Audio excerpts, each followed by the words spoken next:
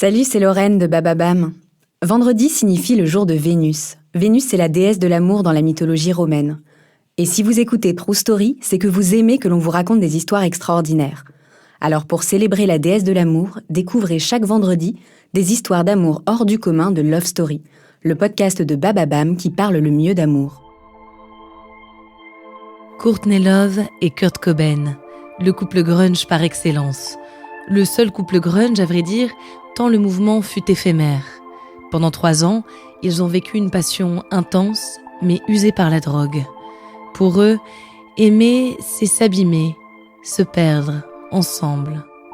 Une histoire de concert, de studio et d'héroïne, une histoire d'amour.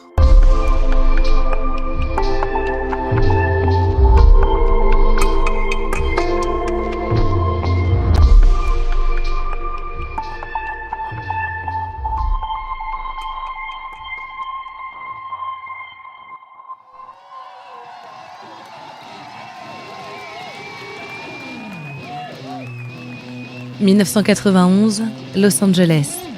Les Butthole Surfers donnent un concert au Hollywood Palladium. Dans la fosse, les spectateurs sont survoltés, leurs corps remuent et s'entrechoquent les uns aux autres.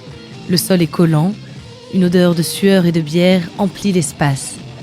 À l'écart des spectateurs, un groupe de musiciens discute. Plusieurs figures du punk et du rock alternatif californien sont présents. Une femme attire tous les regards. C'est Courtney Love, du groupe Hole. Une blonde platine aux lèvres rouges et aux yeux verts. Elle rit beaucoup et elle parle fort. Elle est très charismatique. Face à elle, un garçon plus discret, Kurt Cobain. Il est beau garçon, avec ses cheveux blonds et sa barbe négligée. Parfois, entre 2 phrases, il replace une mèche derrière son oreille. Kurt a créé son groupe 2 ans plus tôt, Nirvana. Ils ont sorti un premier album, Bleach, enregistré en 3 jours. Un vrai flop, car la maison de disques n'a fait aucun effort pour promouvoir la sortie. C'est la première fois que Courtney et Kurt se rencontrent. Face à elle, il est impressionné. Elle a 3 ans de plus que lui, et elle a déjà bien roulé sa bosse. Courtney a été éduquée dans la mouvance hippie. Elle est l'aînée d'une fratrie de 5. Sa mère divorce violemment de son père quand Courtney est encore très jeune. Elle est rapidement livrée à elle-même, envoyée en pension ou en maison de redressement. À 15 ans, elle est émancipée et elle voyage autour du monde, notamment au Japon, où elle fait des striptease. Courtney expérimente les drogues alors qu'elle est encore adolescente. Kurt vient d'un milieu très différent. Il a grandi à Aberdeen, une ville côtière de l'État de Washington. Une cité grisâtre où la population lutte pour vivre de la pêche ou de l'exploitation du bois. Lui aussi a manqué d'encadrement. Son père a quitté le foyer quand il était adolescent. À 17 ans, Kurt met les voiles et vivote, sans domicile fixe. C'est à Seattle qu'il va découvrir sa flamme intérieure, la musique. Il déniche des groupes qui l'inspirent et en 1987, c'est décidé, il crée le sien. Et malgré les difficultés, Nirvana se fait une place. Quand il rencontre Courtney, le groupe vient de recevoir une avance du label Geffen. Il s'apprête à enregistrer dans le prestigieux studio Sound City de Los Angeles. Leur 2e album s'appellera Nevermind. La sortie est prévue le même mois que le prochain album de Hole, le groupe de Courtney. Pour elle, tout a commencé au début des années 80 à Portland. La ville sera le berceau du mouvement Riot Girls, un courant punk féministe. Courtney monte le groupe Babes in Toyland avec Kat Jeland. Ensemble, elles créent le look grunge version fille. Collants troués, nuisettes rapiécées et nœuds dans les cheveux. Elle a déjà une solide réputation de rockeuse quand elle rentre à Los Angeles et qu'elle crée Hole avec le guitariste Eric Erlandson. Pour son nouvel album, Courtney a un soutien de poids. Kim Gordon, bassiste de Sonic Youth, est la productrice du disque. Ce soir-là, c'est la rencontre de 2 musiciens révoltés, déjà abîmés par la vie malgré leur jeune âge. La séduction est mutuelle. Après cette rencontre, Courtney fait savoir à Dave Grohl, le batteur de Nirvana, qu'elle est sous le charme de Kurt. Kurt ressent la même chose, mais il se méfie. Il se rappelle d'une déception amoureuse et il le sent, Courtney pourrait lui briser le cœur plus que personne. Il lévite pendant tout l'été, avant de se rendre à l'évidence. Courtney est la fille la plus cool du monde. C'est ce qu'il dit à un ami. Ensemble, Courtney et Kurt écoutent de la musique, ils rient et ils se droguent. Ils partagent le même penchant pour l'héroïne.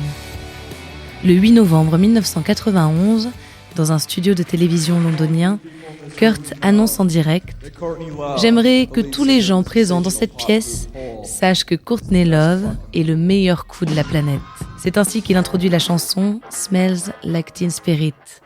La légende Nirvana est lancée. Quelques jours plus tard, dans leur chambre d'hôtel, Kurt et Courtney se promettent de se marier. Le lendemain, à la fin de la prestation de Nirvana au Transmusical de Rennes, Kurt s'effondre. L'héroïne l'épuise. Le couple se marie en février 1992 et Courtney annonce être enceinte dans la foulée. Pendant la grossesse, une polémique fait rage sur la consommation de Courtney qui continuerait à prendre de l'héroïne. Ils nient tous les deux, mais l'overdose de Kurt pendant un concert à Belfast n'arrange rien. Leur fille Frances Bean sera confiée à la demi-sœur de Courtney. Ensemble, ils se battent pour la récupérer. Ils aiment leur fille plus que tout. Elle est une source de lumière dans un quotidien toujours plus obscur. Kurt est dépressif. Il supporte mal le succès fulgurant de Nirvana. Il n'accepte pas d'être aimé par des personnes qui ne comprennent rien au message qu'il veut véhiculer. Il compte appeler son prochain album « I Hate Myself and I Want to Die ».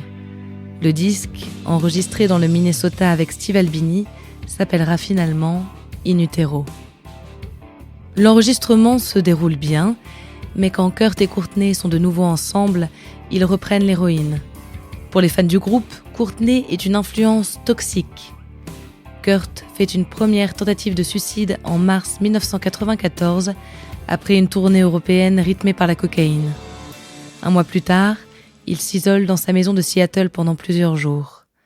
C'est là-bas qu'il se tire une balle dans la tête au fond d'une cabane de jardin. Il laisse un mot qui termine par des paroles de Neil Young. « Il vaut mieux brûler que s'évaporer ». Lors de la veillée funèbre de Kurt, Courtney choque ses fans une fois de plus. Elle lui reproche son acte et l'insulte. Les années passent. Courtney poursuit son chemin tant bien que mal, entre des intox et rechutes, entre disques brillants et médiocres. Aujourd'hui, elle reste un des témoins les plus précieux de cette époque, de ce courant musical, de ce groupe sans pareil qu'était Nirvana. Un épisode éphémère et pourtant majeur de l'histoire de la musique.